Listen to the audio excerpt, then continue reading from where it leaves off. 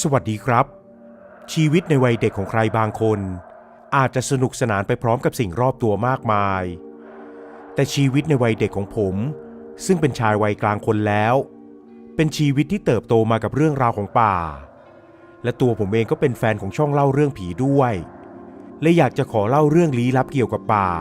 ให้กับพี่น้องทุกคนได้ฟังกันครับผมชื่อว่าป้อนะครับ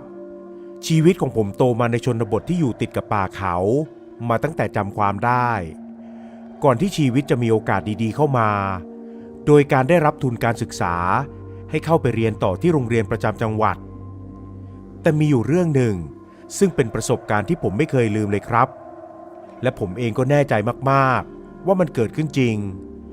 แม้ว่าจะนานมากถึง20 กว่าปีแล้วก็ตามผมก็ยังคงจดจำรายละเอียดทุกอย่างได้ดีครับจนเมื่อเดือนก่อนที่ผมได้มีโอกาสเล่าเรื่องนี้ให้กับหลานของตัวเองฟังหลานก็เลยบอกให้ผมลองส่งเรื่องไปที่ช่องเล่าเรื่องผีหลายๆช่องที่มีอยู่เผื่อว่าจะได้เอาเรื่องของผมไปเล่าให้คนที่ชอบเรื่องผีเหมือนกันฟังบ้างในตอนนั้นผมอายุประมาณ14 ปีครับ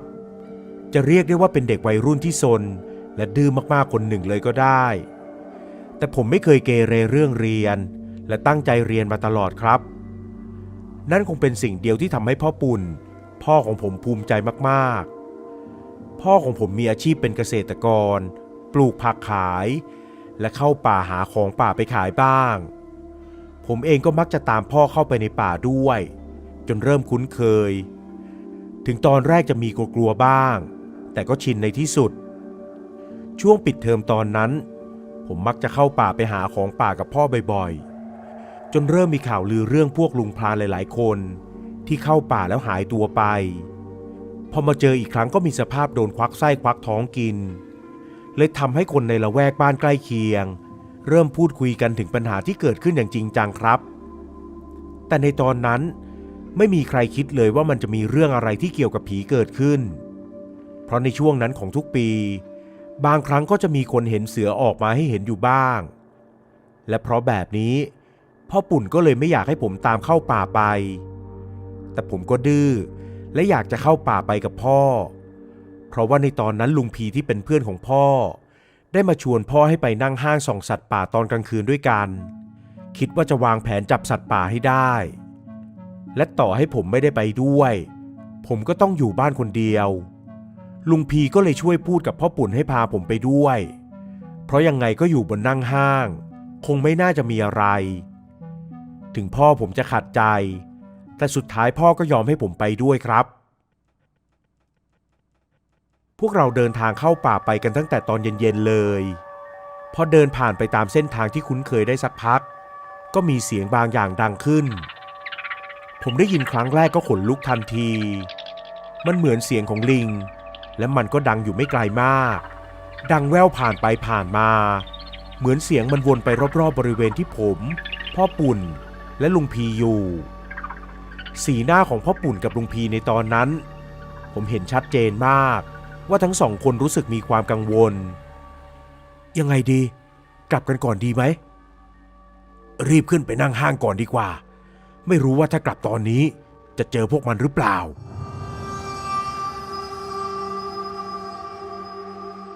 คำพูดของลุงพีที่บอกมาแบบนั้นผมไม่รู้เลยครับว่ามันหมายความว่ายังไงแต่พ่อปุ่นก็รีบหันมามัดเชือกที่ตัวผมให้แน่นเพราะเวลาที่เข้าป่าไปทุกครั้งที่เดินป่าพ่อผมมักจะผูกเชือกเอาไว้ที่ตัวของพ่อกับผมในระยะที่ไม่ห่างกันมากไม่รู้ว่าที่บ้านใครที่เคยเข้าป่าเหมือนกันกับผมตอนเด็กๆได้ทำแบบเดียวกันหรือเปล่านะครับจนเมื่อมาถึงบริเวณต้นไม้ใหญ่ที่อยู่ใกล้กัน 2-3 ต้นผมก็ได้เห็นนั่งห้างของลุงพีสักทีซึ่งลุงพีแกทำเอาไว้อย่างดีเลยครับแถมมีหลังคาด้วยพ่อแกะเชือกออกและรีบบอกให้ผมปีนขึ้นไปเป็นคนแรกระหว่างนั้นเสียงของลิงป่าก็ดังขึ้นอีกรอบครับป้อรีบปีนขึ้นไปเร็วๆพ่อพูดเสียงดังใส่ผมทำให้ผมลนมากๆแต่ก็รีบทำตามที่พ่อบอกก่อนที่พ่อปุ่นจะรีบปีนตามขึ้นมาแล้วก็ตามด้วยลุงพีครับสุดท้ายพวกเรา3 คนก็ปีนขึ้นมาถึงนั่งห้างแล้ว พ่อปุ่นก็ส่งสัญญาณให้ผมเงียบทันทีที่ผมจะอ้าปากถามพ่อว่ามันมีเรื่องอะไรหรือเปล่าพ่อปุ่นกับลุงพีมองหน้ากันดับไฟตะเกียงทั้งหมดจนมืดแทบจะมองไม่เห็นอะไรเลยแต่สักพักสายตาของผมก็เริ่มปรับสภาพได้เมื่อสายตาของผมเริ่มปรับสภาพได้แล้วผมก็ได้เห็นอะไรบางอย่างเกาะอยู่ที่ต้นไม้ฝั่งตรงข้ามครับดวงตาของมันแดงมากๆจนผมตกใจรีบชี้ให้พ่อปุ่นดูและกำลังจะร้องโวยวายด้วยความกลัวแต่พ่อปุ่นก็รีบเอามือมาปิดปากผมไว้พยายามพูดให้ผมได้สติและใจเย็นๆไม่มีอะไรอย่าไปจ้องอย่าไปมองมันไม่มีตัวตนแต่ถ้ามันมีลูกก็อย่าไปให้ค่ามันไม่งั้นมันจะรู้ว่าลูกรู้ว่ามันมีตั้งสตินะลูกในตอนนั้นผมก็ไม่รู้เหมือนกันว่าตัวเองจะโวยวายทำไมแต่คงเพราะยังเด็กและไม่เคยเห็นอะไรที่ดูน่ากลัวแบบนั้นมันมีลักษณะเหมือนกับลิงแต่ขนของมันไม่ใช่สีน้ำตาลมันมีสีดำตาของมันก็สีแดงถึงจะไม่มีแสงไฟแต่ตอนที่สายตาปรับได้และบวกกับแสงของพระจันทร์ที่ทำให้พอเห็นลางๆตอนที่มันอ้าปากผมก็มั่นใจมากว่ามันมีเขี้ยวไม่เหมือนกับลิงตัวอื่นที่ผมเคยเจอลุงพีหันมามองหน้าผมก่อนจะหันไปมองพ่อปุ่นในตอนนั้นลุงพีเสียงสั่นมากๆสงสัยจะไม่ใช่เสือน่าจะเป็นพวกมันละมั้งข้าคิดว่ามันน่าจะมีมากกว่า1 ตัวนะพอได้ยินแบบนั้นทั้งผมแล้วก็พ่อปุ่นพยายามกวาดสายตามองไปในความมืดและได้เห็นดวงตาสีแดงเกาะอยู่ตามต้นไม้รอบตัวอยู่หลายต้นและมันก็มีมากกว่า1 ตัวจริงๆก่อนที่จู่ๆเราทั้ง3 คนจะได้ยินเสียงเหมือนอะไรบางอย่างกระโดดลงมาที่บนนั่งห้างและเสียงปืนของลุงพีก็ดังขึ้นครับนั่นเป็นครั้งแรกที่ผมได้ยินเสียงปืนแบบใกล้มากๆทำเอาผมหูอื้อไปหมดแต่ที่น่าตกใจกว่านั้นก็คือตอนที่มันมีประกายไฟจากปืนที่ยิงออกไปมันทำให้ผมได้เห็นสิ่งนั้นมันคือลิงสีดำจริงๆครับตาของมันแดงดุดันมากๆและปากของมันก็อ้ากว้างพร้อมกับพุ่งตัวกระโดดเข้าไปหาลุงพีก่อนที่ลุงพีจะยิงปืนใส่มันจนร่างของมันร่วงลงจากนั่งห้างไปที่ผมมั่นใจก็เพราะมีเสียงเหมือนของหนักๆหล่นลงกระแทกกับพื้นก่อนที่จะมีเสียงของพวกลิงส่งเสียงร้องดังขึ้นมาอีกคราวนี้ดูเหมือนว่าพวกมันจะลงไปรวมตัวกันข้างล่างตรงที่ลิงตัวนั้นตกลงไปก่อนที่เพียงไม่นานเสียงของพวกมันจะร้องระงมไปทั่วและปีนขึ้นมาบนนั่งห้างของพวกเราครับผมตกใจและกลัวมากแต่พ่อก็พยายามบอกให้ผมอยู่ด้านหลังของพ่อไว้ก่อนที่เสียงปืนของพ่อปุ่นกับลุงพีจะดังขึ้นรัวๆแล้วเสียงของพวกมันก็เงียบไปพ่อเรียกให้ผมได้สติพอผมลืมตาขึ้นก็เห็นว่าลิงตัวหนึ่งมันกระโดดมาจากทางไหนไม่รู้และเกาะเข้าที่หัวของพ่อปุ่นดึงเอาร่างของพ่อปุ่นตกลงจากนั่งห้างภาพนั้นมันยังติดตาผมมาจนถึงตอนนี้เลยครับแต่ในตอนนั้นตัวของผมก็โดนกระตุกตามพ่อไปด้วยเหมือนกันเพราะตอนที่ขึ้นมาถึงบนนั่งห้างพ่อก็ยังเอาเชือกมาผูกเรา2 คนไว้เหมือนเดิมทำให้ตัวของผมช่วยรั้งพ่อปุ่นเอาไว้ได้ลุงพีเองก็รีบเข้ามากอดผมไว้แน่นแต่ที่ใต้นั่งห้างตอนนี้พ่อปุ่นของผมห้อยไปห้อยมาพร้อมกับที่โดนลิงสีดำตัวนั้นทั้งกัดและข่วนลุงพีรีบบอกให้ผมนอนลงและกางแขนจับขอบนั่งห้างเอาไว้ให้แน่น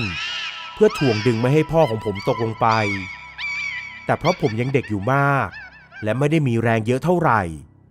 เลยทำให้มือของผมที่พยายามจะจับเอาไว้แน่นอย่างสุดกำลังเริ่มมีเลือดไหลซิบออกมา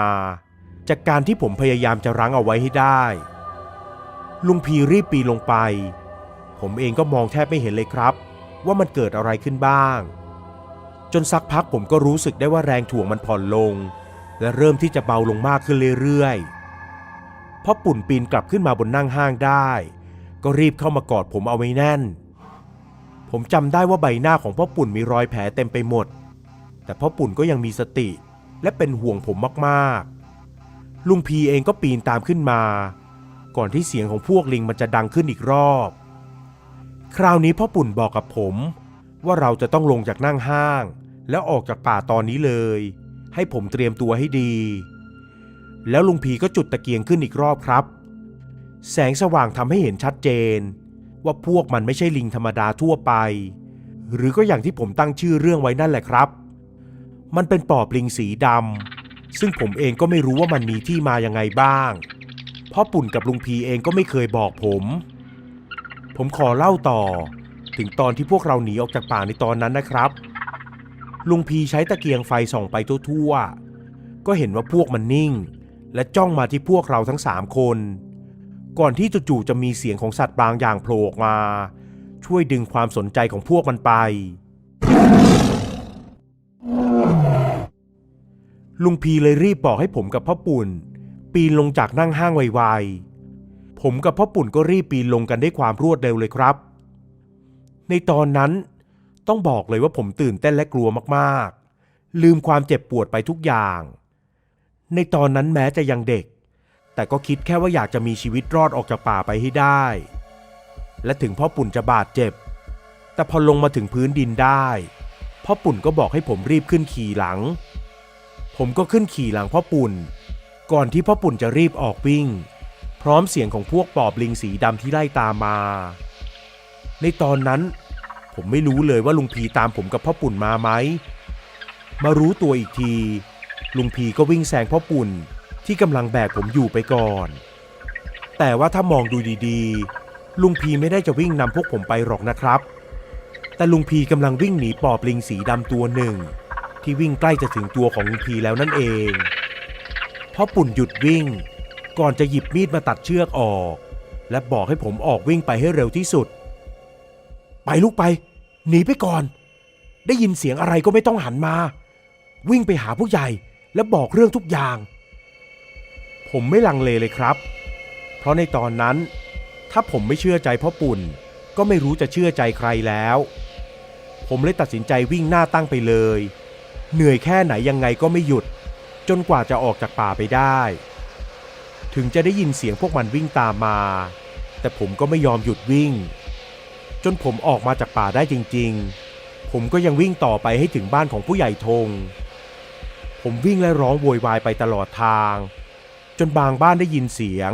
แล้วออกมาดูว่าเกิดอะไรขึ้นจนผมมาถึงบ้านของผู้ใหญ่ธงและได้เล่าเรื่องทุกอย่างให้กับผู้ใหญ่ธงฟังผู้ใหญ่ธงบอกให้ผมอยู่กับเมียของแกก่อนแล้วก็รีบหยิบปืนและขี่มอเตอร์ไซค์ออกไปในตอนนั้นผมไม่รู้เลยครับว่าเกิดอะไรขึ้นบ้างจนตอนเช้า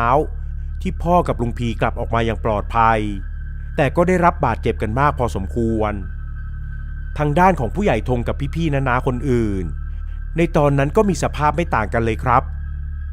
และนั่นก็เป็นประสบการณ์ที่ทำให้ผมไม่กล้าเข้าป่าอยู่นานพอสมควรเลยแล้วก็ไม่มีใครรู้เลยว่าทำไมถึงมีปอบลิงสีดำมาอยู่ในป่าใกล้กับบริเวณหมู่บ้านของพวกเราได้แต่ว่าเรื่องปอบลิงสีดำก็หายไปในตอนที่ผู้ใหญ่ธงได้พาหมอคนหนึ่งมาทำพิธีซึ่งเข้าป่าไปด้วยกันถึง3 วัน3 คืนพ่อของผมกับลุงพีเองก็เข้าไปช่วยด้วยแต่ทุกคนก็กลับออกมาอย่างปลอดภัยและเรื่องปอบลิงสีดำก็ไม่เกิดขึ้นอีกเลยครับ